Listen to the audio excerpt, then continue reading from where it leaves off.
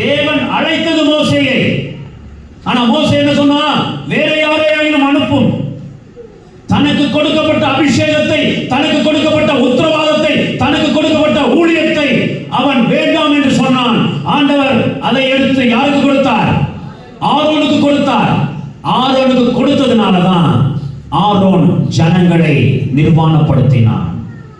ஒருவேளை மோசே அந்த அழைப்பை, அந்த உத்தரவாதத்தை, அந்த அபிஷேகத்தை, அந்த ஊழியத்தை கர்த்தாவே சொல்லும் அடியேன் கேட்கிறேன் என்று ஒப்பு கொடுத்திருப்பான் என்றால், அவன் மலை மேல் இருந்தாலும் அவனுடைய கிருபையோ, அவனுடைய வல்லமையோ, அவனுடைய அதிகாரமோ பாளையத்தில் இருந்த ஜனங்களை பாதுகாத்திருக்கும். மோசே மட்டும் மேல போயிட்டான், ஆரோன் கீழே நிற்கிறான். ஆரோன் கீழே நிற்கிறான், ஜனங்கள் நிர்மாணப்படுத்திட்டான். தேவனுடைய ஆலயத்திற்கு என்று கொடுக்கப்பட்டதான பொன்னுடைமைகளையும் வெள்ளியுடைமைகளையும் கொண்டு ஆரோன் ஒரு பொற்கன்று குட்டியை உண்டாக்கி தேவ சித்தத்திற்கு எதிராக ஜனங்களை நிர்வாணப்படுத்தி, ஜனங்கள் இந்த உலகத்தின் அழிந்து போகிற ஆசாபாசங்களுக்கு தங்களை ஒப்பு கொடுத்து தங்களை கெடுத்து போட்டார்கள். அதனால ஆண்டவர் சொன்னார், இந்த ஜனம் வணங்கா கழுத்துள்ள ஜனம். அது காரணம் யாருங்க? வேற யாரையாகிலும் அனுப்பும் என்று சொன்ன மோசே. நான் என் வாயின் வார்த்தையை உன் வாயிலே அருளி. நம்ம ஒண்ணுமே கிடையாது. அந்த சிந்தை எனக்குள்ள வந்துருச்சு. நான் ரட்சிக்கப்படும் போதே, நான் ஆண்டவரை அறிந்து கொள்ளும் போதே நான் ஒண்ணு இல்லை, I am nothing, he is everything என்கிற சிந்தை எனக்குள்ள வந்துடுச்சுனா, I can run my race because I am not the one going to run. The one who called me is faithful and he will run the race along with me and he will take me to the end. இன்னைக்கு அநேக நேரங்கள் நமக்கு அந்த சிந்தை இல்லை. அந்த pastor Viji Samuel சொன்னார் ஆண்டவர், சாமுவேல் நான் அடையாளம் இருக்கிறேன், நீ எங்க இருக்கிற? சாமுவேல் நான் எங்க இருக்கிறேன், அடையாளம் இருக்கிறேன், நீ எங்க இருக்கிற? விடைக்கான 2 மணிக்கு எழுந்து ஓடி வந்துட்டார். இன்னைக்கு ஆண்டவர் கேட்கிறாரு, சவுல நீ எங்க இருக்கிற? பவுல நீ எங்க இருக்கிற? மனாசா நீ எங்க இருக்கிற? ரட்சகர் எங்க இருக்கிற? நான் இருக்க வேண்டிய இடத்துல இருந்து பேச வேண்டிய வார்த்தையை பேசுகிறேனா?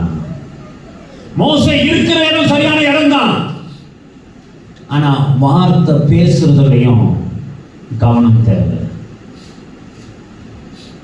எவ்வளவு பெரிய ஒரு அதிகாரத்தை, எவ்வளவு பெரிய ஒரு வல்லமையை தேவன் மோசேக்கு கொடுத்தார். கிட்டத்தட்ட 6 லட்சம் புருஷர், கிட்டத்தட்ட 20 லட்சம் மக்கள் 40 வருஷங்களாக வனாந்தரத்திலே தனி ஒருவனாய் நடத்தி வந்தான்.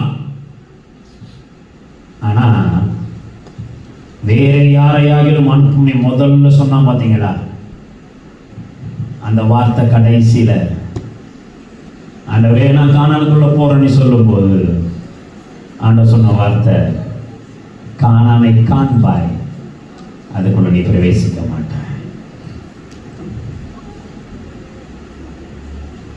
அதுக்குள்ள பிரவேசிக்க மாட்டாய். எப்போ சொன்ன வார்த்தை தெரியுமாங்க? 40 வருஷத்துக்கு முன்னால சொன்ன வார்த்தை. ஏன் தெரியுமா? அந்த வார்த்தை ஆண்டவர்கிட்ட வந்த வார்த்தை கிடையாது, வேற யாரையாலும் அனுப்புன்ற வார்த்தை. யாருக்கு முதல்ல? ஏன் தெரியுமா? அவனுக்குள்ள இருந்த பயம், அவனுக்குள்ள இருந்த பயம். ஏன்னா நான் எகிப்துல இருந்தா ஓடி இருந்திருக்கிறேன் ஜீவன் தப்ப. எகிப்துல நான் இருக்கும்போது ஒரு எபிரேயனும் ஒரு எகிப்தியனும் சண்டை போடும் போது எகிப்தியனை நான் கொண்டு புதைச்சிட்டேன். அடுத்த நாள் எபிரேயனுக்கு சண்டை வரும்போது நான் போய் பேசும்போது அவன் சொன்னான், எங்கள் மேல அதிகாரம் வச்சது யாரு? நேற்று அந்த எகிப்தில செஞ்சது போல என்னையும் செய்ய பாக்குறியா? அப்ப மோசேக்கு எதிரி யாருங்க? யாரு மோசேக்கு எதிரி? யாரு? எகிப்தியனும் இஸ்ரவேலனும் 2 பேரும் இப்ப 2 பேரும் தான் துரத்துறாங்க. ஜீவன் தப்ப ஓடி போயிட்டான். இப்ப ஆண்டவர் சொல்றாரு, மறுபடியும் நீ எகிப்துக்கு போ, உன்னை கொண்டு என் ஜனங்களை விடுவிப்பேன். இப்ப இவனுக்கு பார்வோனை பார்த்தாலும் பயம், இஸ்ரவேல் ஜனங்களை பார்த்தாலும் பயம். ஏன்? அன்னைக்கே என்ன மிரட்டினானுங்க, என்னைக்கு என்ன திட்டினானுங்க, உன் அதிகாரியாக வைத்தவன் யார் நீ சொன்னான், இன்னைக்கு நான் போனா என்ன மதிப்பானா? அந்த பயம் இருந்ததுனால, அந்த சுயம் இருந்ததுனால அவன் என்ன சொல்றான்? வேறே யாரையாகிலும். அதுக்காக தேவன் உங்களை என்னை அழைக்கிறேங்க. கர்த்தாவே சொல்லும் அடியேன் கேட்கிறேன். ஒரு ஏலியின் குடும்பத்திற்கு முடிவு உண்டாக வேண்டுமானால் ஆண்டவர் ஏலி கிட்ட சொல்ல மாட்டார். ஏலி பிரதான ஆசாரியன் தான். ஆனா அந்த ஆலயத்துல ஒரு பையன் படுத்து விடுகிறான், சின்ன பையன். சாமுவேல் என்னும் பிள்ளையாண்டானோ விளக்கு அணைய முன்னே படுத்துக் கொண்டான்.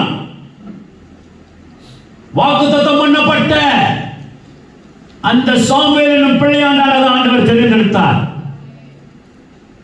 நல்லா பார்த்துக்கோங்க. ஏலிக்கு புரிஞ்சு போயிடுச்சு, ஆண்டவர் சாமுவேலோட பேச விரும்புகிறார். ஆண்டவர் என்கிட்ட பேசல, ஆனா அது என்னன்னு கேட்கணும் அப்படின்னு என்ன சொல்றான்? ஏலி கிட்ட, சாமுவேல்கிட்ட. இன்னொரு முறை அந்த சத்தம் வந்ததுன்னா, கர்த்தாவே சொல்லும் அடியேன். அதாங்க முக்கியம். கர்த்தாவே சொல்லும் அடியேன் கேட்கிறேன். இன்னைக்கு அந்த அடியேன் கேட்கிறேன் தான் நமக்கு இல்ல. ஆண்டவர் சொல்றாரு, நான் என் வார்த்தையை உன் வாயிலே அருளி. He gives his word. ஆனா அத நம்மால என்ன செய்ய முடியல? என்ன செய்ய முடியல? ஏற்றுக்கொள்ள முடியல. பொறுமையா இருந்து சொல்றாரு, நம்மால பொறுமையா இருக்க முடியல. ஏலி சொல்றான், கர்த்தாவே சொல்லும் அடியேன் கேட்கிறேன். இந்த வார்த்தையை சாமுவேல் சொன்ன உடனே ஆண்டவர் இஸ்ரவேலின் மேல் நடக்க போற நியாய தீர்ப்பை காமிக்கிறார். யாருக்கிட்டங்க? பிள்ளையானவன்கிட்ட. அப்போ பிள்ளையா இருந்தாதான் ஆண்டவருடைய வார்த்தை கேட்க ஒப்பு கொடுக்க முடியும். நான் பிள்ளை இல்லாம நான் என் சுயத்துல இருப்பேன் என்றால் நான் ஆண்டவருடைய வார்த்தையை கேட்க முடியாது, அதற்கு ஒப்பு கொடுக்க முடியாது. வேற யாரையாகிலும் அனுப்பும்.